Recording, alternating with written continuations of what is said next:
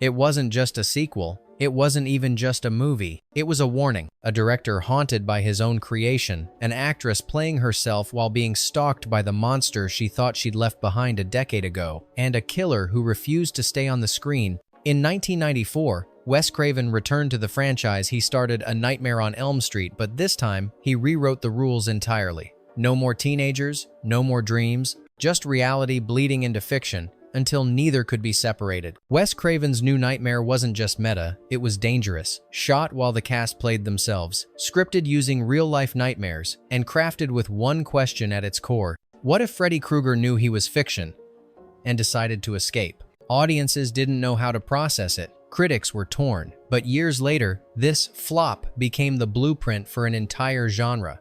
Before Scream, before The Cabin in the Woods, there was New Nightmare quiet, unsettling, and decades ahead of its time. These are 20 weird facts you didn't know about Wes Craven's New Nightmare, and one of them might still be haunting you. Fact Hasson. Freddy didn't come back. Something worse did. When Wes Craven agreed to return to the Elm Street franchise, he didn't bring Freddy Krueger back. At least not the one fans knew. The striped sweater? Gone. The wisecracks? Deleted. What replaced him was something darker, something older. An ancient demon, one that had merely been wearing Freddy's face. Craven believed the original Freddy had lost his edge. He had become a punchline, a Halloween costume. So instead of reviving him, Craven created a new entity, a malevolent force from beyond reality that had taken Freddy's image because people feared it. That fear gave it power and a doorway back into the world. This version of Freddy didn't exist in dreams. He stalked waking life. He bled into reality. He whispered through phone calls, climbed into children's beds, and stared back through television screens. The twist? Craven wrote that this demon could only be contained through storytelling. As long as Freddy was scary, he was caged. But when people stopped being afraid, when the franchise became a joke, the demon slipped free. It's a chilling meta-commentary, not just on horror movies, but on us, the audience. Did we let him out? Or did he never leave? Fact #2. Heather Langenkamp wasn't acting. In most horror films, the Scream Queen is a fictional victim. But in New Nightmare, Heather Langenkamp wasn't just playing a character, she was playing herself. The actress who once survived Freddy in the 80 seconds now found herself reliving that terror as a mother, wife, and reluctant icon. And here's the real twist. Much of the fear on screen was real. Heather had received threatening phone calls in real life.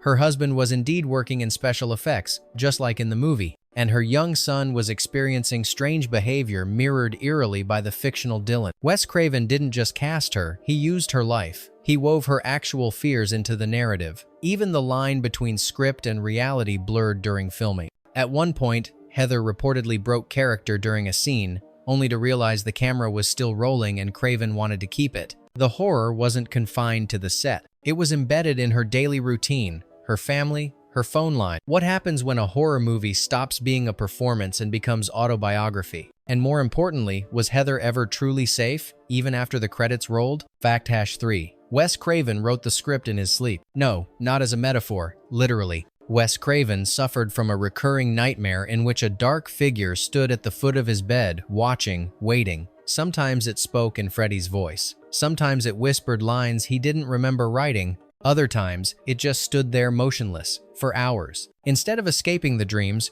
Craven leaned into them. He kept a notebook by his bed. When he jolted awake, drenched in sweat, he'd scribble whatever he remembered, dialogue, scenes, fragments of dread. Much of New Nightmare, especially Freddy's new persona, came directly from those nocturnal visions. The most disturbing part? Craven claimed the dreams only began once he started considering the project, and they only stopped after the final scene was filmed. Some call it method writing, others call it obsession. But if the creator of Freddy Krueger was being haunted by his own invention, who was really in control of the story? And did the film end the nightmare, or was it a ritual to pass it on? Fact #4. The script rewrote itself, literally. During production, several scenes were being revised not by choice, but by necessity. Cast members reported that dialogue written the night before was subtly different the next morning. Pages vanished. New ones appeared. At first, it seemed like normal disorganization, until it started happening on locked computers. Heather Langenkamp once printed a scene at 11 p.m. and placed it beside her bed. By morning, the file had changed. One line spoken by the demon Freddy was longer, more violent, more personal. She thought it was Craven's doing.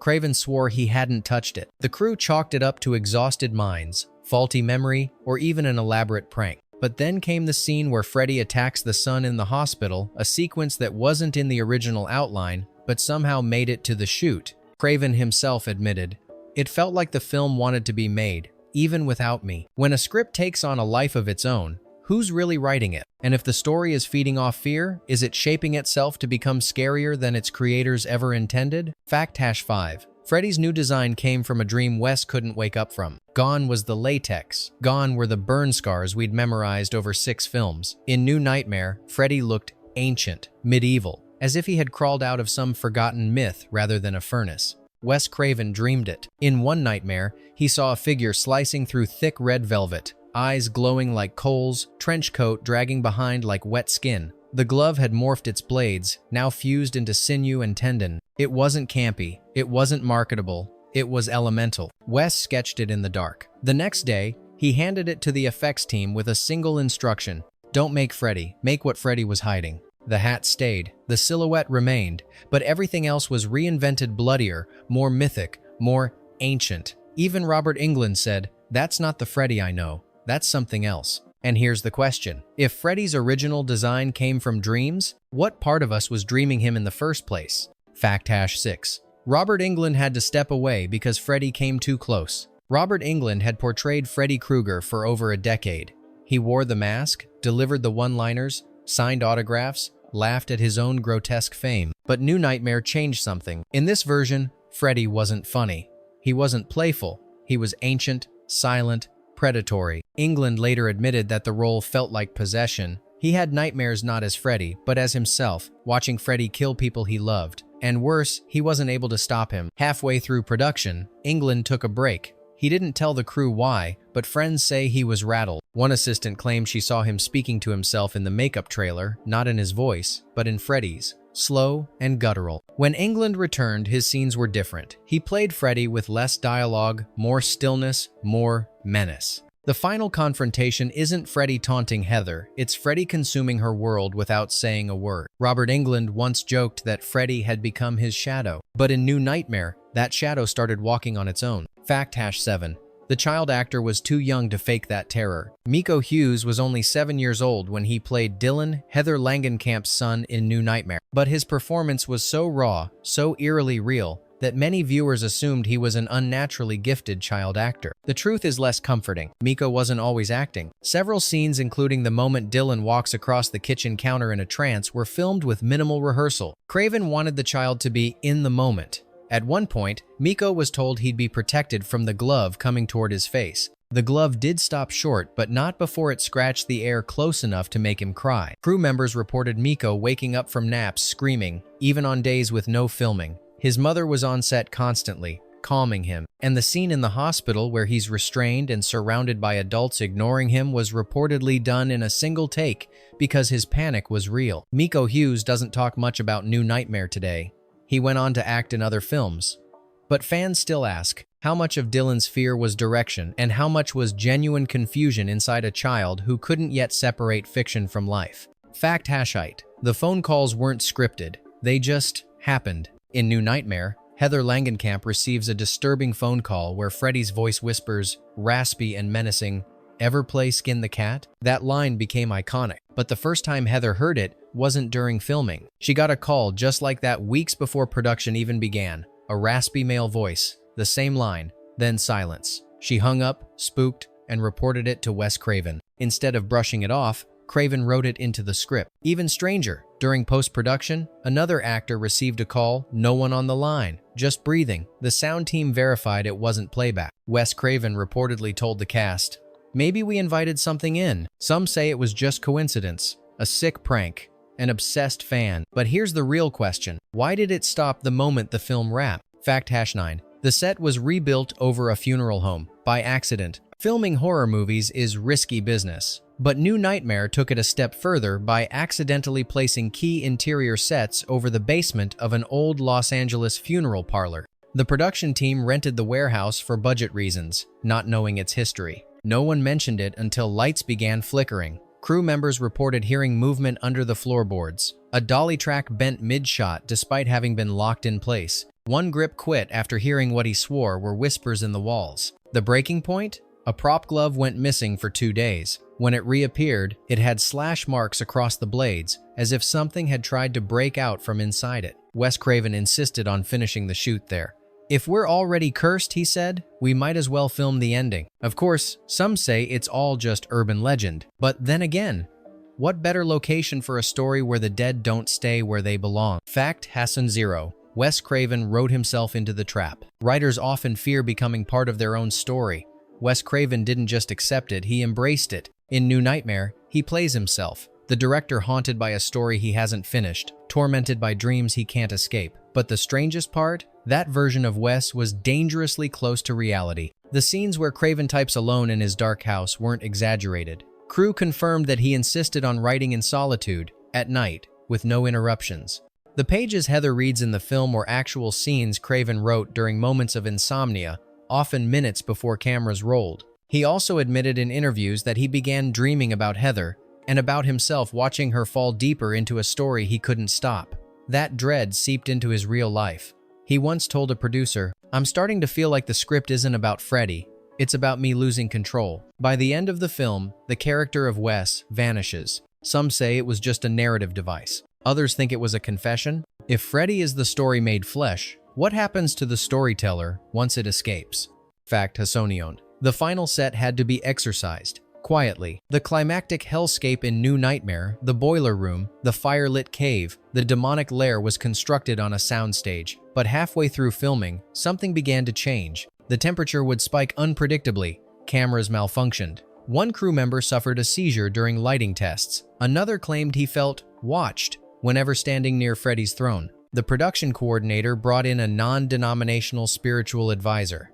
Not a priest, not a shaman, someone neutral, as they put it. This person performed a silent ritual, no chanting, no drama, just a walk around the set with a small object in hand. Within 24 hours, the technical problems stopped. Wes Craven never mentioned it publicly. The studio didn't list it in production notes, but several crew members confirmed it off the record. Maybe it was stress, maybe it was coincidence, or maybe, when you build hell from your own nightmares, something shows up to claim it. Fact Hassan 2. Freddy almost got a talk show cameo until things got too real. In the early scripting phase, New Line Cinema proposed a controversial idea: have Freddy Krueger appear on a real talk show, in character, to blur the lines between fiction and reality even further. They considered The Tonight Show, or Arsenio Hall. Freddy would show up in full costume, crack dark jokes, maybe even threaten the host playfully, just like in the late 80 seconds when Freddy was a pop culture icon. But when Wes Craven heard the pitch, he refused. Why? Because the version of Freddy in New Nightmare wasn't a performer. He wasn't a clown anymore. He was a shadow pulled from humanity's subconscious. Craven said, "If you put this Freddy on stage in front of applause, he becomes a parody again. And the demon feeds on that." The studio backed down, but the idea left an eerie mark. Was Freddy ever just fiction, or was he always a mask one the audience wore willingly? Fact Hassan 3. The nightmares spread to the crew. Quietly. It's one thing for actors to feel shaken on set, but during New Nightmare, it wasn't just the cast reporting sleep disturbances. Several key crew members began experiencing similar dreams, unconnected, but eerily synchronized. The assistant director dreamed of being trapped behind a camera lens that melted onto his face. The props master saw his tools rearranged into shapes that resembled Freddy's glove. The editor reportedly refused to work alone in the cutting room after claiming a shadow moved across the monitor when no one else was there. Wes Craven encouraged everyone to write their dreams down, not for production, just for reflection. What he got back was alarming. Themes of confinement, duality, and being watched from inside one's own reflection. None of these dreams made it directly into the film, but their influence bled in. The distorted visuals, the mirror motifs, the static hum under certain scenes. These were shaped, subconsciously, by a crew working under psychological pressure or under something else. Can a story be infectious? And if nightmares are shared, who or what is dreaming through us all? Fact Hassan 4. Heather's hospital scene mirrored a real psychiatric evaluation. In one of New Nightmare's most unsettling moments, Heather is told by doctors that she's delusional, that Freddy isn't real, and that she may be a danger to her own child. It's clinical gaslighting made worse by how mundane the scene looks. But that sequence was rooted in something deeply personal. Heather Langenkamp revealed in an interview years later that she once accompanied a friend to a psychiatric facility where that exact line of questioning took place. Her friend was lucid, articulate, but the doctors dismissed everything with cold detachment. Heather shared the experience with Craven, who rewrote the hospital scene the very next day. He didn't alter much, just enough to fictionalize the setting, but the feeling of being unheard, unseen, erased, that was entirely real. The result is a scene that feels less like horror and more like helplessness. Not a monster with claws, but the bureaucratic machinery that makes you doubt your own reality. So what's scarier, Freddy Krueger at your door? Or the smiling doctor who tells you he doesn't exist and neither do your memories? Fact Hashon 5. The fire at the end wasn't entirely controlled. The film's climax sees Freddy dragged into an inferno, his lair collapsing in flames as Heather and Dylan escape through a tunnel of light. It's metaphorical, cleansing, the death of the demon, or at least his temporary defeat. But some of those flames, they weren't in the script. The production used practical fire effects, with controlled burns and safety zones. But during one take, a burst of flame leapt higher than expected, catching a section of the set's ceiling. Alarms were triggered, fire marshals were called. The crew evacuated, yet when they reviewed the footage, the flames looked perfect, terrifying, biblical, almost too intentional. Wes Craven chose to keep it. Sometimes, he said, the chaos looks better than the plan. Was it just an accident? Or as some whispered on set, was Freddy refusing to go out quietly? Fact Hashona 6.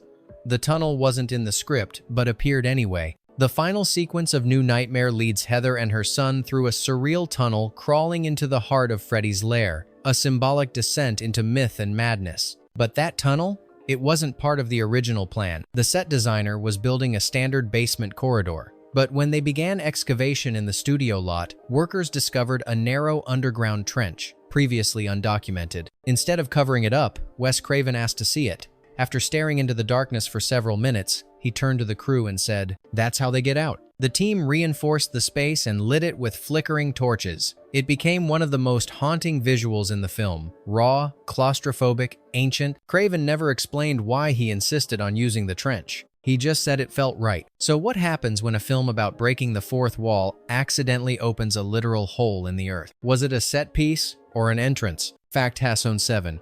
The fairy tale ending hides a demonic structure. The final shot of New Nightmare shows Heather reading a children's book to Dylan, the very script of the movie itself, rewritten as a storybook. Soft lighting, gentle music, closure.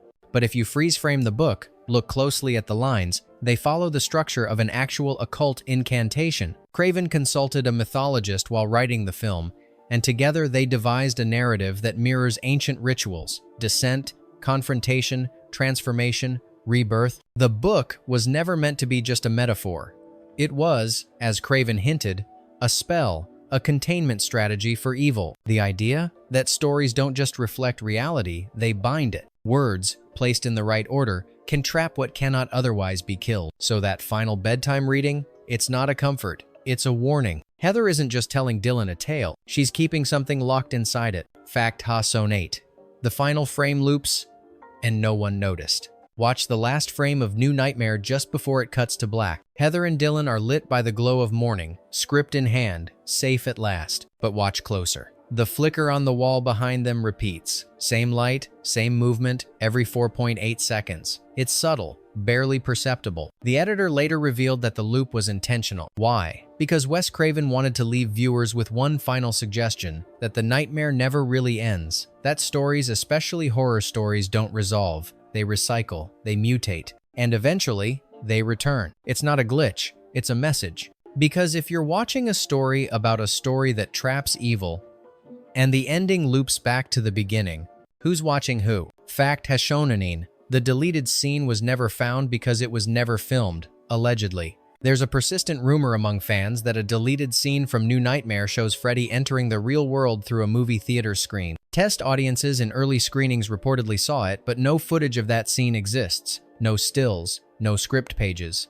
nothing. New Line has denied its existence. Wes Craven never acknowledged it. But here's the strange part. Multiple people, not just fans, but crew members describe it in identical terms. A midnight screening, Freddy's silhouette emerging from the projection, Heather screaming from the audience, reaching for her son, then darkness. Where did this memory come from? Some theorize it was a trailer mock-up that never aired. Others believe it was a collective misremembering Mandela effect territory. But the eeriest explanation comes from the editor, who once said, "Sometimes scenes don't need to be filmed to exist.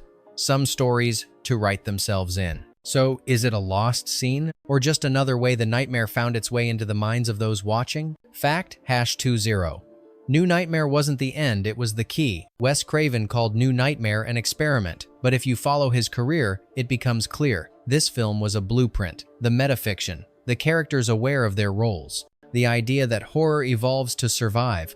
All of it would return sharper, bloodier, and more commercial in Scream, 1996. Craven didn't just change franchises, he changed genres. He proved horror could think, that monsters weren't just masked slashers, but manifestations of our storytelling itself. Freddy became a prototype for something scarier, the villain who knows you're watching, and who might be watching you back. Even the demon in New Nightmare, credited simply as Freddy, but unmasked in spirit, wasn't truly defeated.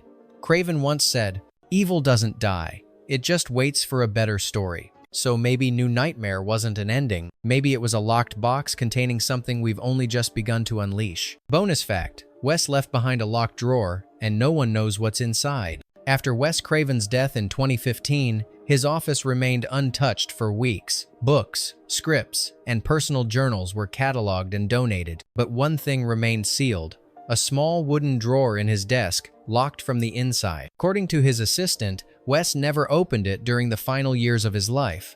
When asked about it, he'd only say, "It's not for now." The label on the front? Just one word, written in black ink: return. No one knows what's inside. His family chose not to force it open. They say it will be passed down generation to generation until the time is right, or never. Some speculate it holds the script for a true sequel to New Nightmare. Others believe it's a personal note or something darker, a warning, a ritual, an ending he wasn't ready to write. Maybe it's nothing. Or maybe it's the final chapter of a story that was never fiction to begin with. Because the thing about nightmares is, they don't die, they wait. If stories are cages for our fears, then New Nightmare was Wes Craven rattling the bars from both sides. If you made it this far, you're already part of the narrative. Tell us in the comment, do you think the evil in this film was ever truly fiction or just waiting for someone to believe in it again? And while you're here, let us know which film you'd like us to unravel next, because some stories refuse to stay buried.